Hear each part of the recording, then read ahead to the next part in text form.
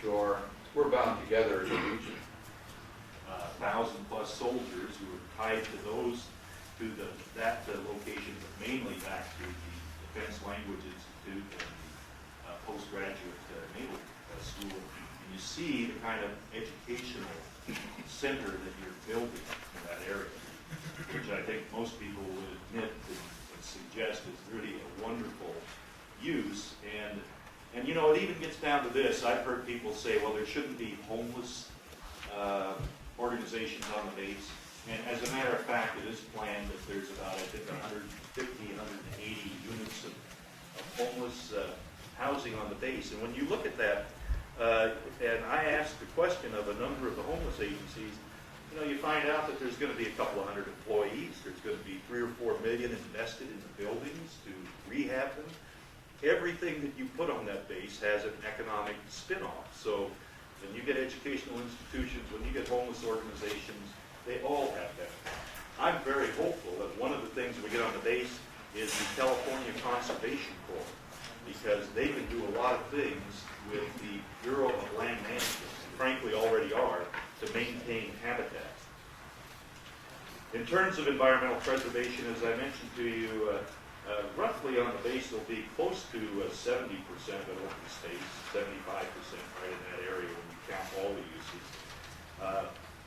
The congressman already mentioned that up to 80%, or he didn't say 80%, but a lot of the base will be transferred this year upon completion of cleanup activities, which in large measure are expected to be done except in some of the Bureau of Land Management areas and state park areas.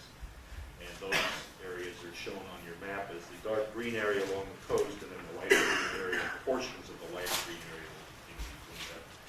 We still have to meet the requirements of California.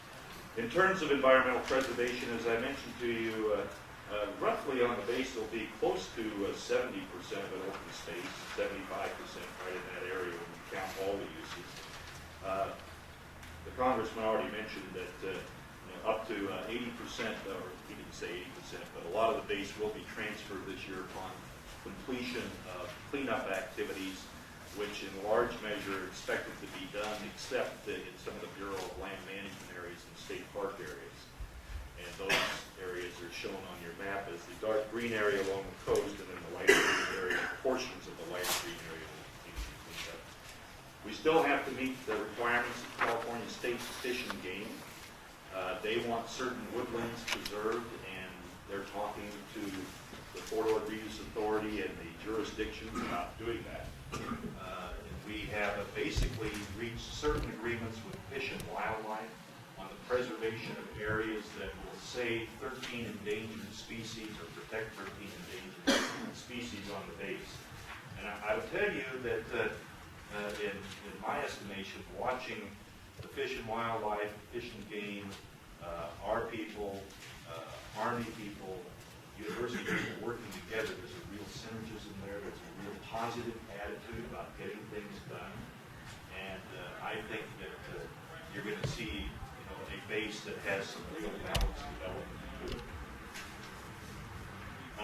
The Army will want to speak to this. They anticipate spending $250 million on the base. $100 million has been spent to date to clean up UXO, landfill, fuel spills, water pollution problems. Those are underway at various places on the base. I think that pretty much concludes my comments with, let me make just a couple of other brief points. This plan, as I said, should be, barring unforeseen circumstances, it'll probably be adopted sometime in the middle of the year, but that still has to go through environmental review, so anything still happens in terms of adoption. We expect that the balance of the properties on the base will be obtained and turned over to jurisdictions by the end of the year. You should have roughly, if we get everything taken care of by the end of the year, you'll have essentially 95, 98% of the base transfer. We also are working to develop some marketing plans to coordinate our efforts in terms of putting the ORD out there in its best light. And I think the best light is portraying it as a well-balanced plan. that's the one point I want to just reiterate. When I look at this base, I have to tell you that when you look at economic development, environmental issues, education, it is a well-balanced plan. There are cleanup issues yet to be finished. I know that some people are concerned about those cleanup issues, and I know the Army is. They're still looking at things like how to effectively clean up some of the beach areas and get the lead and the bullets out of the sand. And they're looking at methodologies to do that. So there are some tough issues that are out there. But this is a well-balanced plan. The best way to make this plan happen is not for CSUMB and UC and the city of Marina to compete with each other to get one little industry, because the real strength of a plan like this is to work together, cooperate regionally to make it happen. And I think that there is the effort there to do that with the leadership of SAMFAR and our Fora board, to have a plan that everybody can be proud of, and a plan that reflects the high level of environmental interest that exists in this area. I'll be happy later on, whenever you want to stand there. Thank you very much, Les. Let me now call on Colonel Jones to just explain what the mission of the military, the Army, is for ORD. And then we'll also bring Colonel Jones back as we get into any of the questions you might have about transmission of property. Morning. But instead of bringing a map for everyone, I bought one map for And not in color.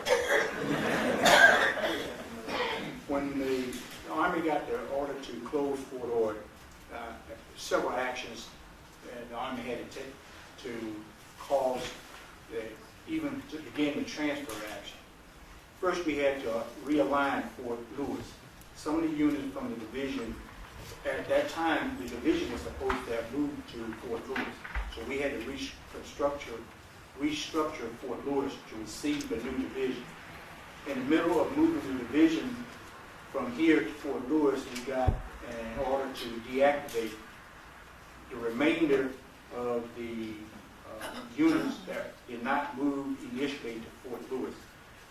In deactivating what was at that time 2 brigades and the support element for those brigades, the Army had to look at other locations to move equipment and to move people based on skills and based on the needs of the military at that time for receiving a large number of people in other units.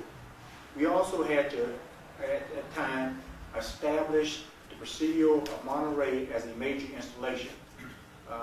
In the past, the Presidio was an annex of Fort Ord.